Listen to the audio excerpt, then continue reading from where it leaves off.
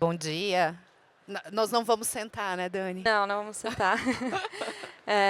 Pessoal, muito bom dia para vocês. É um prazer estar aqui no Febrabantec, nesse espaço, né, com várias pessoas que trabalham com inovação, para falar um pouquinho de inovação. Eu sou Daniele Teixeira, eu sou líder de inovação aberta na Fenasbac. E eu lidero toda a parte da nossa agenda de inovação junto aos reguladores, BC, CVM, e mercado com Next. E vai ser legal a gente trocar um pouco uma ideia do que a gente vem fazendo nessa agenda. Vivi. Perfeito, obrigada. Uma honra estar aqui, uma parceira gigante, a Fenasbac, aqui representada pela Dani. Só para situar vocês, primeiro, obrigada, né, por estarem conosco nessa pauta aqui hoje.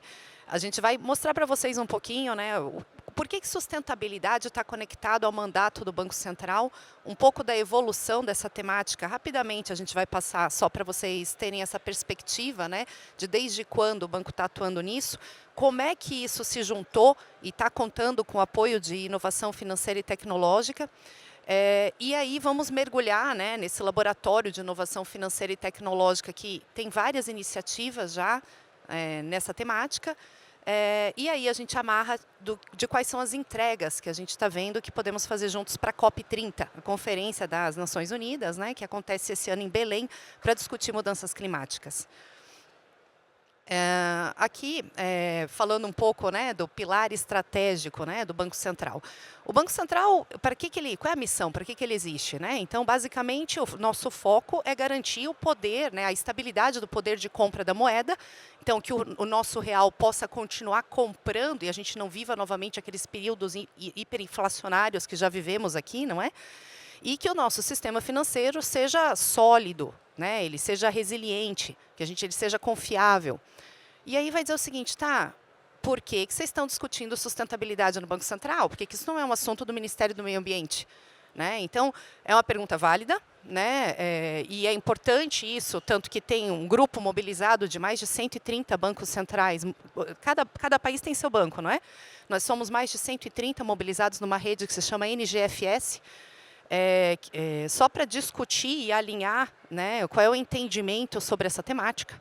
E o entendimento do Banco Central do Brasil, que está alinhado com essa discussão internacional, é que esses fatores ambientais e climáticos eles são extremamente relevantes para a gestão de risco e, se não bem geridos, podem, inclusive, estar associados a uma crise sistêmica. Vou dar um exemplo disso, tá? E isso, para vocês verem no nosso pilar, tá? A gente vê, então, que a agenda estratégica do banco ela está alicerçada em inclusão, competitividade e transparência, que vai conversar muito do que, por exemplo, foi a fala de abertura aqui no Febrabantec do presidente Galípolo, né? Então, é um trabalho né, junto com toda a sociedade e o sistema financeiro nacional para dar mais acesso a esse sistema, para torná-lo competitivo e transparente, mas para também estar alicerçado nos pilares de educação financeira, para que essa sociedade possa poupar e aprender a utilizar os juros a seu favor, e na sustentabilidade e na excelência das estruturas. Como exemplo, né, da relevância dessa temática, eu só vou trazer uma informação aqui. Em 2021, 2022, antes da grande inundação do Rio Grande do Sul, que até está a Vera aqui do BRDE, que não me deixa, né, mentir os danos, e nós todos sabemos, mas em 2021, 2022, nós tivemos uma grande seca ali no sul do país. E dessa seca, 4 estados foram fortemente afetados. Por conta dessa seca, nós tivemos um impacto na nossa matriz energética, que ela é muito baseada em recursos hídricos, perfeito? Essa matriz energética, fortemente baseada em recursos hídricos, quando ela tem uma falta de água, o que acontece? A gente aciona a termoelétrica no país, perfeito? Acionando termoelétrica, o que acontece com o custo da energia? Aumenta. O custo de energia aumentando impacta o nosso bolso em casa, mas impacta as empresas. Qual é o efeito finalístico? Aumento nos preços. Só o impacto desse aumento do custo de energia mensurado pelo Banco Central foi de 0,67 pontos percentuais. Tá? Então, nós tivemos um impacto inflacionário decorrente do aumento do custo de energia associado à seca. Tá? Outro fator, no mesmo período, foi o impacto na quebra de safra. Então, nós tivemos uma quebra de safra expressiva, nós tivemos uma perda no setor agrícola de 45 bilhões de reais e só 40% disso estava coberto por seguro. E do que estava coberto, nós tivemos, parte disso era coberto pelo dinheiro público, porque era Proagro, que é um seguro público. O reembolso do Proagro, por conta dessa quebra de safra, ele superou 2 vezes o pico histórico de reembolso do Proagro. Então, desta perda, nós tivemos que pagar 10 bilhões de reais. Então, foram 10 bilhões de reais pagos decorrentes do fator seca. Então, e daí, depois disso, vocês bem sabem, tivemos uma seca expressiva em Manaus, agora, 2023, recorrente. Impactos em todo o processo logístico, porque lá a logística depende muito dos rios. Faltou ar-condicionado aqui em São Paulo, o que acontece? Preço lá em cima. Que acontece, né, pressão inflacionária. Né? Eu estou dando um exemplo, é a Zona Franca de Manaus. E nós agora tivemos mais de 300, são 333 municípios fortemente afetados na inundação do Rio Grande do Sul. Isso é só para dizer o seguinte, isso importa. Então, fatores ambientais e climáticos se comunicam com impactos econômicos e que geram riscos financeiros. Então, pense com quem está com a carteira de crédito exposta a esses setores, não é? Então, é esse o entendimento que nos leva aqui a fazer o seguinte, como todos nós estamos, e aqui esse evento justifica, né, Dani, mobilizados numa agenda de inovação, competitividade, usando a tecnologia para o que é relevante para esse sistema financeiro sólido e eficiente, entendemos que precisamos fomentar essa inovação para um sistema sólido, eficiente e sustentável, tá? Para que ele possa ajudar a mitigar esses riscos. Então, mitigar é tentar reduzir a probabilidade de ocorrência e a severidade dos impactos e se adaptar àquilo, né? Então, aqui deixamos alguns exemplos do que já foi entregue nessa agenda. Aqui, só para vocês verem, essa agenda não é nova e ela começa no sistema financeiro. Então, em 95, 5 bancos aqui do país firmaram esse protocolo verde, que já era um compromisso principiológico que sinalizava que esses bancos estavam alinhados com essa agenda. E a primeira regulação do Banco Central nesse sentido é de 2008. Então, ele já se preocupa com o crédito rural concedido em bioma amazônico. Essa discussão vai evoluindo, a gente evolui para crédito rural, né, uma discussão de baixo carbono. A primeira resolução do Conselho Monetário Nacional direcionando, né, o sistema financeiro exigindo uma política de responsabilidade socioambiental e climática, ela já é de 2014, tá? O próprio sistema financeiro já emite seu primeiro título verde, captação de recurso para projeto sustentável em 2015. Nós tivemos evoluções regulatórias no caminho. Destaco 2019, a publicação da mensuração. Antes disso, 2015 também, nós monitoramos os impactos da seca no sistema financeiro nacional e divulgamos os impactos. 2019, os impactos em Brumadinho do desastre associado à quebra da barragem da Vale. 2020, sustentabilidade entra como um dos pilares dessa agenda estratégica do Banco Central. E aí você vê, na sequência, o aumento de ações. Aqui eu vou destacar Birô de Crédito Rural. Então, eu já dei um exemplo, né, do impacto do agro. E a gente tem que lembrar o seguinte, agro no Brasil é 25% do PIB, é 25% dos empregos, é 50% das exportações. E junto com mudança no uso da terra, que é desmatamento, responde por 70% das emissões de gases de efeito estufa do país. Então, ao contrário de muitos países europeus, olha o Feltrin aqui, né? Obrigada, Feltrin. Ao contrário de outros países, onde, por exemplo, o controle é muito na matriz energética, porque é uma matriz energética muito baseada em combustível fóssil, ou carvão, né? Nosso grande controle está focado né, a nossa grande questão é controle de desmatamento, né? Então, aqui a gente vê ali um birô de crédito rural, né, sendo com suas resoluções ali já a partir de 2021 focadas, né, num crédito rural direcionado a um crédito rural sustentável, né, e com ferramentas de integrando bases de dados com os demais órgãos de governo para que a gente possa reforçar compliance. Então, não adianta só regular se a gente não consegue garantir adesão, não é? Então, esse é o esforço. Tivemos aí alguns avanços na parte normativa em termos também de transparência, então contabilização de ativos sustentáveis, alinhamentos com os padrões internacionais como a ISSB. E agora também tivemos aí uma nova resolução final de 2024, alguns testes, tá, publicados no relatório de estabilidade financeira, está público, de mensurando e vendo no nosso sistema como é que nós estamos expostos a seca extrema e inundação e a risco de transição. O que é risco de transição? Estamos migrando para um novo modelo econômico. Um novo modelo econômico, né, a gente busca aí setores menos intensivos em emissão de gases de efeito estufa. Como é que está exposta a carteira do Sistema Nacional nesse sentido? Então, isso tudo vocês encontram nos relatórios de estabilidade financeira, então sinalizando aí, né, uma evolução e nós agora, finalmente, né, uma consulta pública aberta esse ano. E aí, como é que isso se conecta? Já vou passar para a Dani, que ela vai entrar no Lift. Como é que isso se conecta com inovação financeira e tecnológica? 2019, a nossa área de supervisão já começa com ações, então ela está já integrando dados para otimizar a supervisão dessas políticas de responsabilidade socioambiental e climática nas instituições financeiras. Agora, em 2023, 2024, já é uma iniciativa, né, de Large Language Models, né, esses modelos de grande escala, utilizando linguagem, Nature Processing Language, né, linguagem de processamento natural, para avaliar os relatórios das instituições financeiras e poder analisar com apoio tecnológico, né, como é que está a exposição de risco e a mitigação dessa agenda. A gente vê já em 2021 sustentabilidade entrando como um pilar, né, no Lift. A Dani vai falar mais, né, Dani?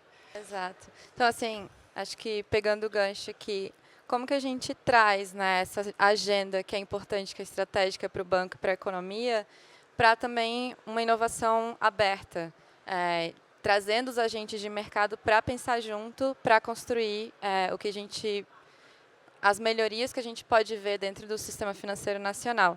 Então, aqui a gente vê um pouco de Lift, Drex, TechSprint, e eu acho que vale dar um passo atrás para explicar um pouco como que essa agenda de inovação aberta surgiu dentro do Banco Central. Lá, se a gente olhar para 2008, quando teve aquela crise financeira global, a gente começa a ver na Europa, em outros países, um movimento de surgimento de fintechs, né, para trazer os serviços para a ponta, onde os bancos, no momento em que os bancos estavam muito mais conservadores, estavam tomando muito menos risco, e a gente vê esse movimento crescendo e se consolidando e vindo para o Brasil ali a partir de 2012, 2014, quando começa a regulação de IPs, e esse movimento se fortalece. E em 2016, o FCA, que é a Autoridade Monetária do Reino Unido, lança um laboratório de inovação aberta, em que os inovadores poderiam ir lá, usar bases de dados e criar suas próprias POCs, né, suas provas de conceito de produtos tecnológicos. E o DEINF, que é o Departamento de Tecnologia dentro do BC, vai até o Reino Unido, olha o que está acontecendo nesse ecossistema de inovação e volta para o Brasil com a ideia de como que a gente pode fazer para fazer algo parecido aqui, né? Para conversar de igual para igual junto, trazer as pessoas para compartilharem, para dizerem as ideias delas, sem necessariamente vestindo aquele chapéu de regulador, de supervisor, que o mercado ainda tinha um certo receio, né, de se aproximar. E a resposta para isso foi se juntando com a Fenasbac, que a gente já tinha um acordo de cooperação com o Banco Central, e a gente podia fazer esse meio do caminho, né, de conectar o inovador com o regulador para discutir na mesma mesa. E aí surge em 2018 o Lift Lab, que é o nosso laboratório de inovação financeira e tecnológica, e de lá para cá esse programa vira todo um ecossistema. Então, hoje a gente está falando de 4 programas de aceleração, Lift Lab, que é o primeiro, prototipagem, trazer discussões, trazer um ambiente seguro para você discutir tecnologia, regulação, novos modelos de negócio, pré-operacional, né? Então a gente está olhando para protótipos. O Lift Learning, que vai olhar para uma maturidade ainda mais baixa, para você ir ali onde a tecnologia está surgindo, né, na universidade, o que as pessoas estão pesquisando e como que a gente faz a ponte de pesquisa para aplicação prática. E o Lift Data e o Lift Challenge, que são variações, são edições especiais de Lift Lab, né, também com esse foco de prototipagem, sendo que o Lift Data olhando para o uso de bases de dados, e o Lift Challenge com um desafio específico, um nível de maturidade um pouquinho maior, olhando para casos de uso e como eles podem ser aplicados na economia. E aí, como que a gente devolve isso tudo que está sendo construído ali, criado, para a sociedade? A gente tem eventos, então Lift Day, onde a gente reúne tudo que foi aprendido, tudo que foi construído nesses programas e apresenta para o mercado. Lift Talks, que são lives, né? Então a gente traz o Banco Central, outros reguladores, especialistas, para discutir temas que são relevantes. E o Papers, que é a nossa revista técnica, e que tem tudo lá um pouco mais detalhado, mais profundo também do que foi desenvolvido nos programas. Aqui são a visão geral do que a gente está falando, né, de nível de maturidade de projeto. Então, aqui a gente consegue olhar para a jornada inteira de inovação até um pouquinho antes dela ser lançada, né, de fato, no mercado, o que é muito legal, porque da perspectiva do mercado, você entende melhor a regulação antes de colocar um produto no mercado, que a gente sabe que o setor financeiro não é fácil de entender, né, Vivi? E do lado do Banco Central, né, vocês conseguem entender um pouco mais para onde o mercado quer se movimentar, como que, né, o regulador pode ajudar no fomento e pode fazer uma regulação que não impeça a inovação, mas que mitigue os riscos, né, sem barrar ela. E aí, só mostrando um pouco de como que a gente funciona de forma geral essa jornada, né? Então, ela é toda baseada em projetos. De forma geral, qualquer pessoa pode enviar um projeto que ache que faça sentido para o sistema financeiro. E esse projeto, se selecionado, é desenvolvido durante alguns meses. A gente senta na mesma mesa virtual, né, com o Banco Central, com especialistas, com parceiros de tecnologia. E, no final do processo, esses resultados são mostrados para a sociedade. E eu acho que é legal falar, assim, como que, pegando essa inspiração de fora, a gente também conseguiu devolver um pouco e ganhar reconhecimento fora com o que a gente vem fazendo aqui no Lift. Então, desde o primeiro ano, assim, 2019, tinha passado só um ciclo de Lift Lab, o Lift Lab já foi eleito iniciativa de sandbox mais inovadora do mundo. A gente tem outras premiações que mostram que esse tipo de espaço seguro não é uma coisa comum de acontecer, né? Você ter um lugar que todo mundo entenda que está ali para construir junto é algo, acho que, muito interessante. E a gente vê o tanto que isso tem influenciado no desenvolvimento do próprio ecossistema, né? A gente faz isso no Lift Lab com a ajuda de parceiros de tecnologia, então, né, muitas empresas que estão aqui também ajudam esses projetos a ficarem de pé, oferecem tecnologia de graça para que eles possam ser desenvolvidos. E a gente tem 7 edições de Lift Lab até agora, e já foram mais de 70 projetos desenvolvidos, a maior parte deles ainda operacional, né? Mais de 30% receberam investimento aí no mercado. E a gente vê também uma consolidação do próprio programa, a maturação dele, em que hoje muita coisa a gente já viu e agora a gente está olhando o que está na fronteira, quais são as coisas realmente novas, modelos realmente novos que a gente possa trazer para colaborar e numa profundidade também maior, né, de colaboração. Isso é até uma coisa bacana destacar, vocês verem ali, né? A gente vem numa crescente de seleção de projetos e a gente diminuiu depois.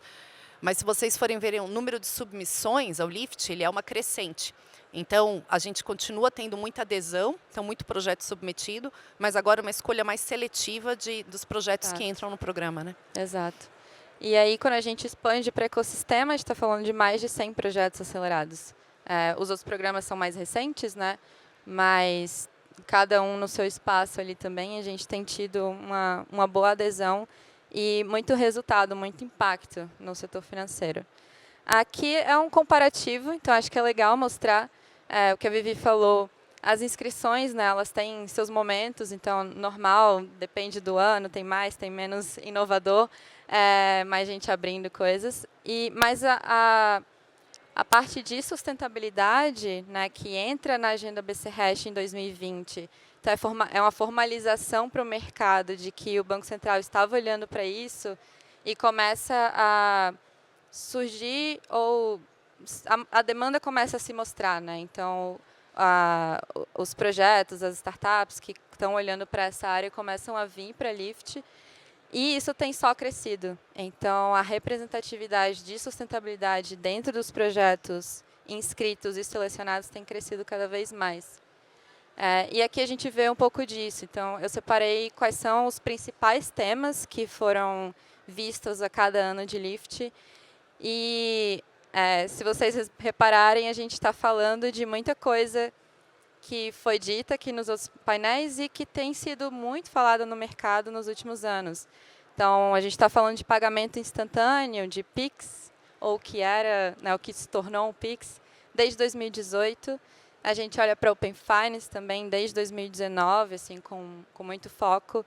E é legal reparar que essas discussões, elas acontecem no momento em que o Banco Central está olhando para essa agenda de tecnologia, e as discussões, elas se tornam insumos para os projetos, né, que são desenvolvidos lá dentro.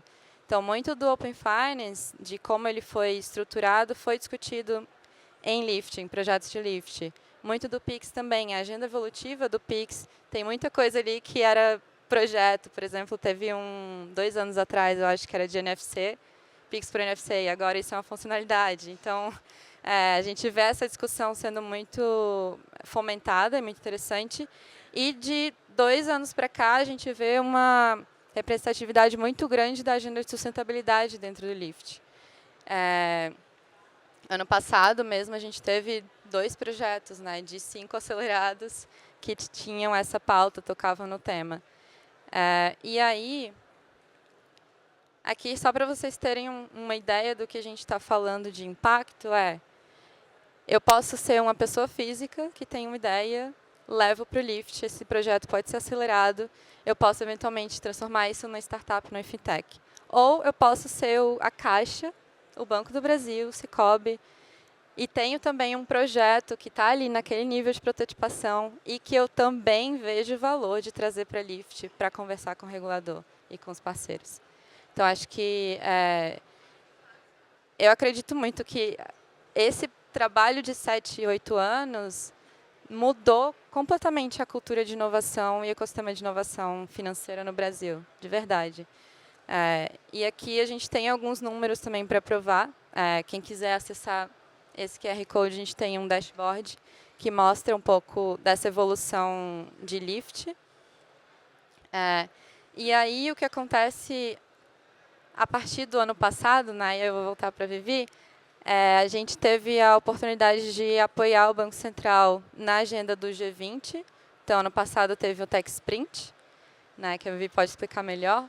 E, a partir de então, a gente vê uma oportunidade de continuar com essa agenda de sustentabilidade dentro de um novo programa, né, que é o Lift Data, em que a gente não é um programa específico para a sustentabilidade, mas a gente une o útil ao agradável ali, que é como que a gente pode fazer, fomentar o uso de bases de dados públicas para resolver desafios tecnológicos. E num ano de COP, né, depois de um Tech Sprint, não faz muito sentido a gente pensar em outro tema que não sustentabilidade e que tem seus próprios desafios, né? Claro, obrigada, Dani. E é bacana pegar esse gancho da Dani, porque enquanto o Lift ele vai acontecendo e a gente vai acompanhando essa evolução que está acontecendo aqui dentro e lá fora, né? A gente vê, por exemplo, em 2023, o Banco Central da UAE, Emirados Árabes Unidos, eles estavam trabalhando para a COP28, né? Então, um pouco antes. E eles fizeram um Tech Sprint lá, que era COP28 Tech Sprint. E, em paralelo, nós aqui no Drex estávamos estudando e fazendo benchmark para várias questões, e dentre elas um subgrupo que, né, eu estava envolvida, que era para essas questões de sustentabilidade, ou seja, como é que uma infraestrutura, né, como a do Drex, poderia ser utilizada para maximizar ativos tokenizados sustentáveis. Nisso, a gente dialogando, porque ninguém quer inventar uma jabuticaba, né? Então, a gente dialogando e vendo o benchmark global, falando com o BIS, que é o Banco Central dos Bancos Centrais, né? O Bank of International Settlements, eles disseram, gente, vem para cá, vou apresentar vocês para o UAE, porque o TechSprint é focado em sustentabilidade. Então, participamos, né? Tive lá na banca de jurados lá de sensores, IoT, sensores para, por exemplo, seguros paramétricos, para liberar com mais tempestividade recursos, você poder mensurar antes da desgraça, né? Para já liberar, por exemplo, um recurso para o agro. Utilização de satélites também para monitorar, né, e garantir compliance de forma mais eficiente. Então, em 2023, a gente já estava analisando soluções globais, né, no âmbito do G20, da COP28 Tech Sprint. Só que o Brasil não foi presidente do G20 ano passado, né? O Brasil teve na presidência. E daí nós, então, em parceria com esse BIS, o Banco Central dos Bancos Centrais, e com o apoio e parceria da FENASBAC, fizemos o G20 Tech Sprint. Então, e também foi Technology for the Planet. E foi do histórico, porque todo ano tem um G20 Tech Sprint. E foi o Tech Sprint com o maior número de submissões. Então, nós tivemos uma adesão muito grande, mais de 60 soluções do Brasil, mas soluções de todos os continentes. E entre os premiados, nós tivemos, dentre os finalistas que passaram por uma banca internacional independente de jurados, nós tivemos premiados brasileiros e de outros países. Então, você vai vendo uma crescente, né, de fortalecimento. E o banco, junto com a FENASBAC, já vinha, né, nesse entendimento que a gente precisava de algo que trabalhasse com dados, né, Dani? E eu acho que só um reforço, assim, cara, a Vivi falou os números do agro no Brasil, né, como que sustentabilidade, a parte ambiental é importante aqui. E como isso é uma agenda global, eu acho que não faz nem muito sentido a gente falar de por que a gente não exporta essas soluções para fora, já que a gente tem esse conhecimento embarcado. Então, acho que é um pouco dessa ideia também, né? Uhum. Vamos fomentar a inovação aqui dentro e exportar isso, porque a gente não precisa ficar consumindo solução europeia, solução de outros lugares, a gente pode fazer aqui. Não, e a gente pode ajudar, né? Tem outras realidades. Então, por exemplo, a África vem muito, né? Por exemplo, porque na latitude tem problemas muito semelhantes também, né? De exposição climática.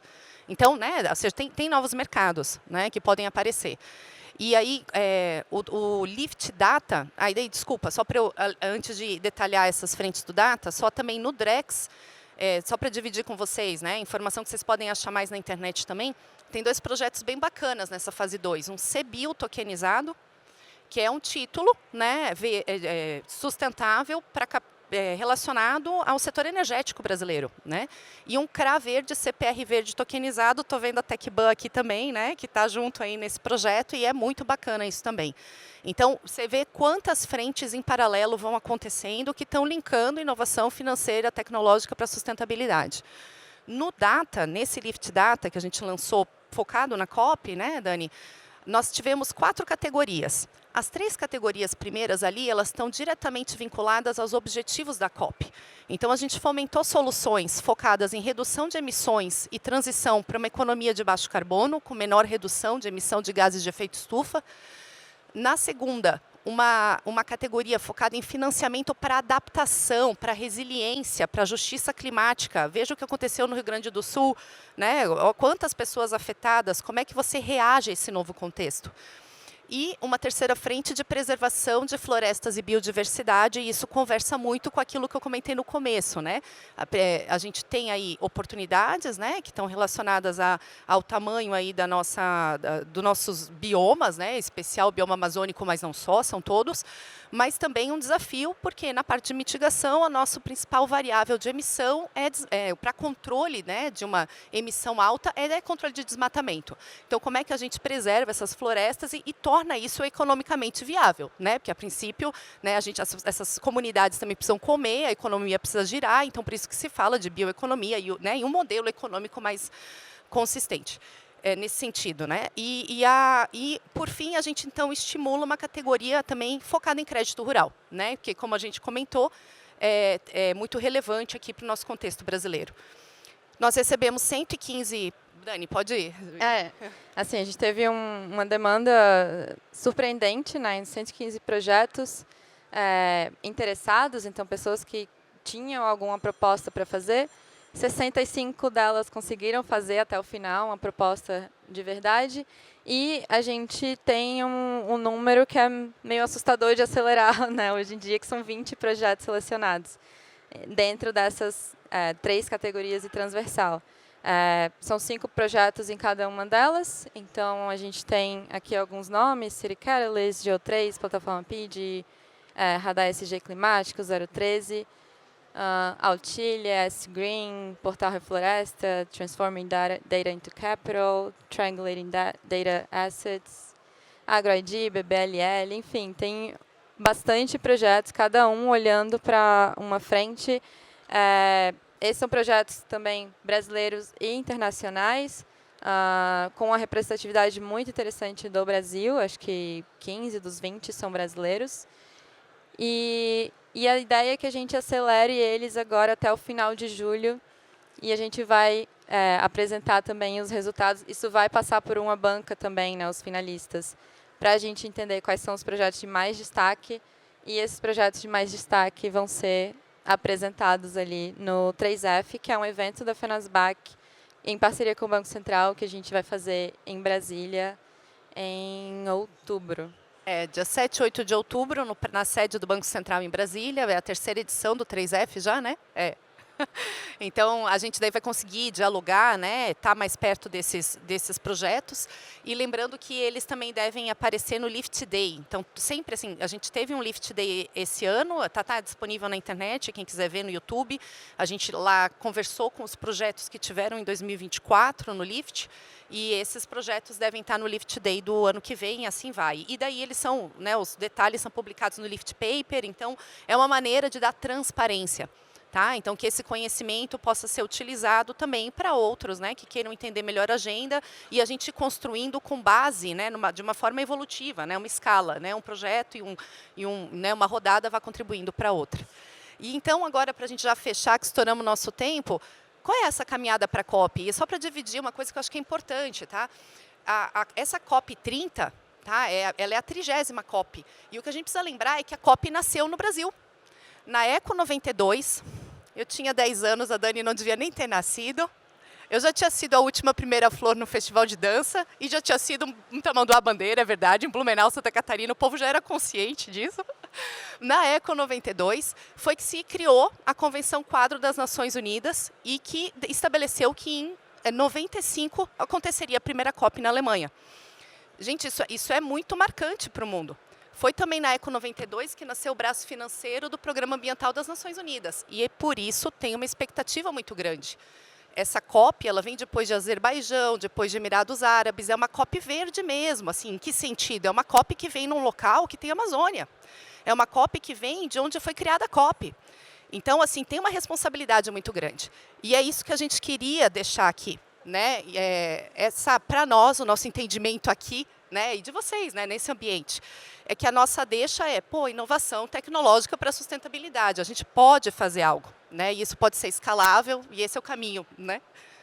E o convite, né, porque provavelmente tem gente que não conhece esse ecossistema ainda, não conhecia até 30 minutos atrás, para participar, para estar junto com a gente, tendo projeto de sustentabilidade ou não, ou outros projetos tecnológicos, acho que é um ambiente muito legal de se estar e de colaborar.